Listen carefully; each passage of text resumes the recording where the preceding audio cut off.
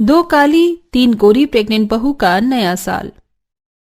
अरे अरे समधी जी, समधन जी, आप दोनों ने तो कुछ लिया ही नहीं, कुछ ठंडा गरम। शोभना जी, जब से हम आए हैं आप हमारी खातिरदारी में लगी हुई हैं। आप भी थोड़ा कुछ खा पी लीजिए। वैसे नए साल की पार्टी का इंतजाम काफी जबरदस्त किया है आपने। तारीफ के लिए शुक्रिया रंजीत साहब, बस महफिल को आप लोगों के काबिल बनाने की कोशिश की है। अरे उपासना, विधि, यहाँ आओ, मेहमानों को मशरूम स्नैक्स और पनीर टिक्का खिलाओ गर्मा गर्म। जी माँ जी। उपासना डरते डरते दोनों को स्नैक्स परोस देती है। नए साल की पार्टी में आया हर कोई जश्न मना रहा था, जबकि उपासना, विधि सब लोगों की खातिरदारी में लगी थी। उनके मुरझाए चेहरे पर भूख प्यास की झलक थी। विधि जी, मुझे बहुत जोर की भूख लगी है, अब चलिए हम भी पहले थोड़ा कुछ खा लेते हैं। भूख तो मुझे भी लगी है उपासना, चलो खा लेते हैं। दोनों एक साथ प्लेट में शाही खाना भरकर एक कोने में जाकर खाने लगती हैं। अब जाकर थोड़ी भूख शांत हुई है, मेरा तो दिल तरस गया था इस शाही पनीर को खाने के लिए। हाँ, मैं भी मुद्दों-बाती बटर नान और मिक्स वेज खा रही हूँ। चलो नए साल के दिन ही सही हम गर्भवती बहू को हमारे मनपसंद का खाना तो नसीब हो गया। तभी गुस्से के मिजाज में वहां शोभना आकर खाने की प्लेट उनके आगे से छीन लेती है। चोटी कहीं की, काली कलूटी बैंगन लूटी, तुम दोनों से थोड़ी देर सब्र नहीं हुआ। वहाँ पार्टी में मेहमानों को छोड़कर तुम यहाँ खाने पर टूट पड़ी हो। लाओ ये थाली दो, तुम दोनों का नया साल तो मैं मनवाती हूँ। माँ जी, हमने कोई चोरी नहीं की, बस भूख बर्दाश्त नहीं हुई। हम दोनों गर्भवती हैं इसलिए खाने बैठ गई। ओ एम जी, ना बेचूहे खा के बिल्ली चली हज को। देखो ये काली कलूटी कितनी सफाई से झूठ बोल रही हैं। इनके साथ तो ऐसा ही होना चाहिए। खाते वक्त किसी के आगे से थाली छीनना तो कोई दुश्मन के साथ भी नहीं करता, तो आखिर क्यों शोभना देवी अपनी सगी बहू के साथ ऐसा सलूक कर रही है, जबकि दोनों गर्भवती भी हैं? क्या है इस भेदभाव के पीछे का कारण? जहां सुबह सुबह शोभना अपनी तीनों गोरी बहू पत्रलेखा, शिखा, काव्या के साथ सोफे पर बैठी है और चारों हंसी मजाक कर रही हैं। तो बताइए सासू माँ, कैसा लगा आपको हमारे साथ किटी पार्टी में चलकर? वो क्या कहते हैं अंग्रेजी में, बहू एकदम फुल ऑफ फैंटास्टिक था। Kitty party. ओफो, गफार कहीं की, not kitty party mummy ji, it's party. हाँ हाँ वही बहू।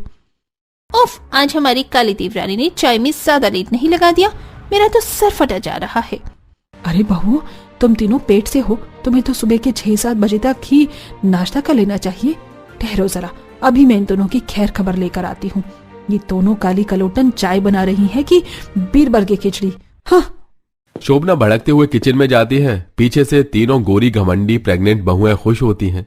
अब आएगा मजा जब माँ जी इन दोनों टैमरिंड की वाट लगाएंगी। इतने में चाय नाश्ता लेके सहमी हुई दोनों काली बहू बाहर आती हैं। डैम, बच गई दोनों इस बार। सासू माँ, जेठानी जी चाय परोस दिया है, पी लीजिए। ये कैसी चपरी वाली पानी कम चाय बनाए है तुमने? देखना जरा मम्मी जी, दूध तो लगी नहीं रहा। नहीं जेठानी जी, हमने प्योर दूध में चाय बनाया है, विश्वास कीजिए माँ जी। तुम दोनों भरोसे की बात तो मत ही करो। तुम्हारे बाप ने भी ऐसे ही भरोसा दिलाया था और विदाई के वक्त न नकद रुपया दिया, न सोना, न कोई सामान।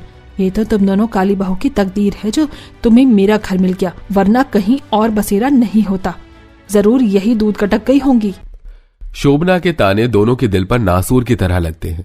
दरअसल कुछ महीने पहले शोभना देवी अपने 5 बेटे की शादी करवाकर 5 बहू लेकर आई थी, जिनमें से 3 दूध जितनी गोरी चिट्टी मगर घमंडी स्वभाव वाली थी, जो खूब सारा दहेज लेकर आई थी, जबकि दोनों काली बहू गरीब किसान की बेटी थी, इसलिए वो एक जोड़े में विदा होकर आ गई। इसलिए दिन पर दिन शोभना के मन में अपनी दोनों काली बहू के खिलाफ कड़वाहट थी, जिसका फायदा उठाते हुए उसकी तीनों गोरी बहू उसे खूब भड़काती थी। इन दिनों पांचों 5-6 महीने की गर्भवती हैं। खड़ी खड़ी मेरा मुंह क्या देख रही हो? जाओ जाकर मेरी बहू के लिए दोबारा से चाय बना कर लाओ। और मैंने जो असम से स्पेशल अपनी गोरी बहू के लिए चाय पत्ती मंगवाई थी, उसी की चाय बनाना। जी माँ जी।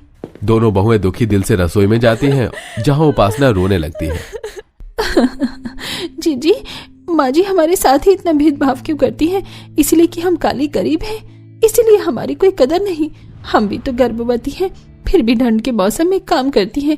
इस घर में हमको इंसान नहीं बल्कि जानवर समझा जाता है। दिल छोटा मत करो उपासना, भगवान पर भरोसे रखो। उसके घर देर है अंधेर नहीं। एक दिन हमें भी सम्मान मिलेगा और हमारे बच्चे अपनी दादी की गोद में खेलेंगे। बड़े अफसोस के साथ मुझे कहना पड़ रहा है कि तुम दोनों काली कलोटन का ये सपना बनकर रह जाएगा, क्योंकि सासू माँ हमारे पैदा हुए गोरे बच्चों को ही खिलाएंगी। मैं तो इमेजिन कर रही हूँ शिखा, हमारी काली देवरानियों के बच्चे तो नेल्सन मंडेला की जेरोक्स कॉपी होंगे, काले काले से।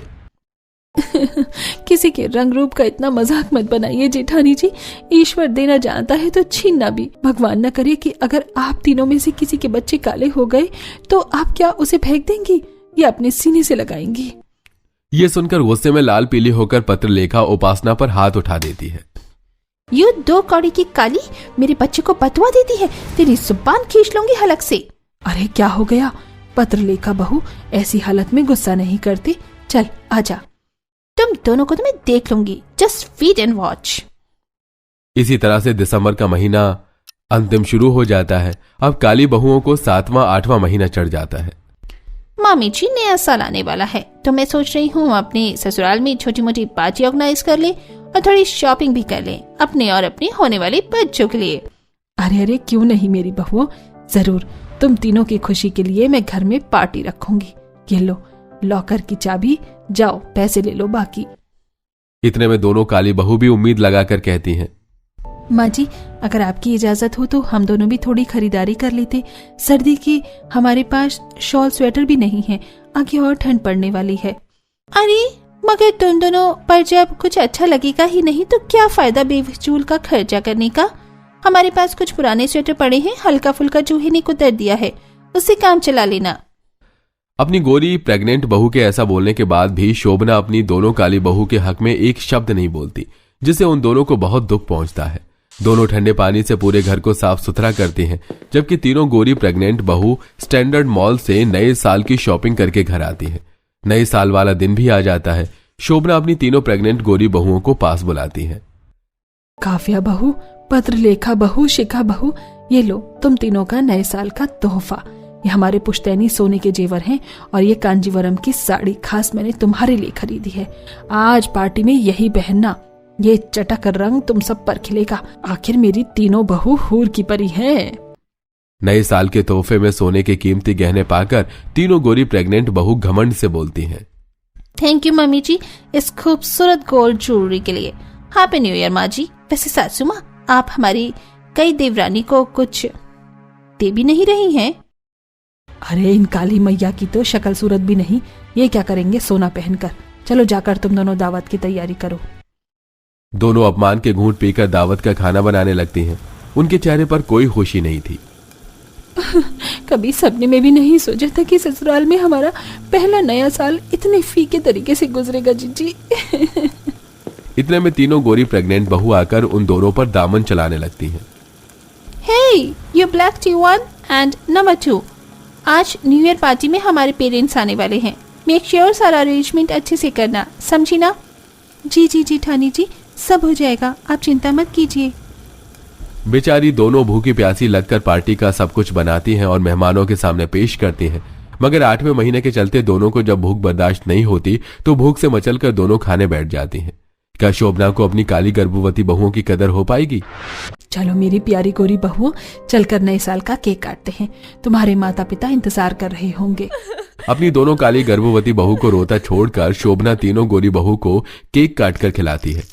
जैसे ही वो समधन डोली के पास जाती है तो वो घमंड से केक गिरा देती है। OMG! समधन जी, आपने न्यू ईयर पार्टी के लिए ये चीप सा केक मंगाया? हम हाई क्लास लोगों की पार्टी में महंगा चांदी सोने की परत वाला केक खाता है जो आप नहीं अफोर्ड कर सकती। डॉली शोभना को भरी महफिल में बहुत शर्मिंदा करती है, फिर भी उसकी तीनों प्रेग्नेंट बहू कुछ नहीं बोलती। तब जाकर उसे अपनी दोनों काली बहुओं के साथ किए गई बदसलूकी की याद आती है। उपासना बहू, विधि बहू, हो सके तो मुझे माफ कर दो। मैं रंग रूप के आगे देख नहीं पाई कि मैं तुम्हारा कितना अपमान करती रही और तुम सहती रही, वो भी ऐसे वक्त में जब तुम दोनों ममता के दहलीज पर बैठी थी। नहीं माँ जी, आप हमारी माँ हैं, हाथ जोड़कर हमें शर्मिंदा मत कीजिए। आपसे ही हमारा संसार है और अब हम खुश हैं कि नए साल के इस मौके पर सारे गिले शिकवे मिट गए। हैप्पी न्यू ईयर माँ जी।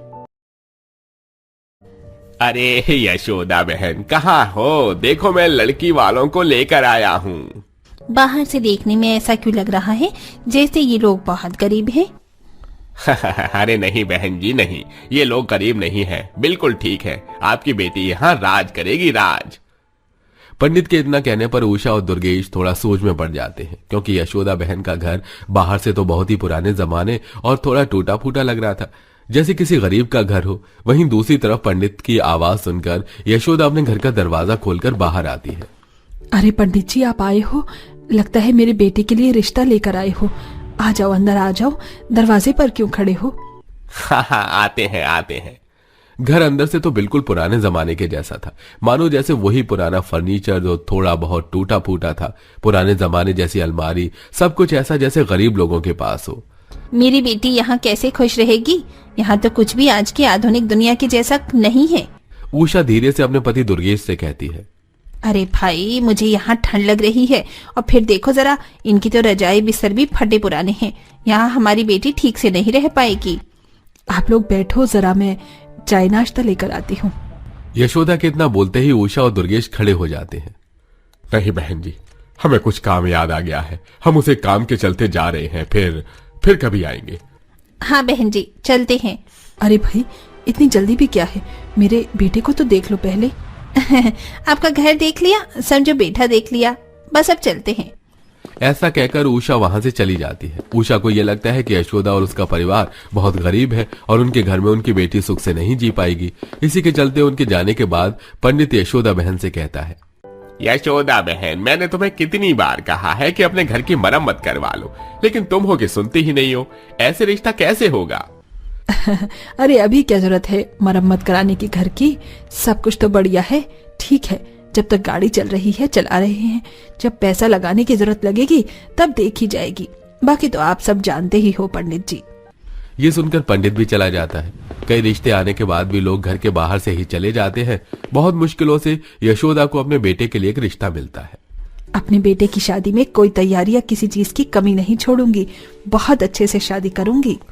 यशोदा शादी की सारी तैयारियां कर लेती है। वो बहुत अच्छे से अपने बेटे की बारात को लेकर धौलपुर गांव में जाती है और वहां यशोदा अपने बेटे की शादी अपनी होने वाली बहू से करवा कर उसे अपने साथ घर ले आती है। जैसे ही उसकी बहू घर पहुंचती है तो घर के बाहर से ही वो देखकर हैरान हो जाती है।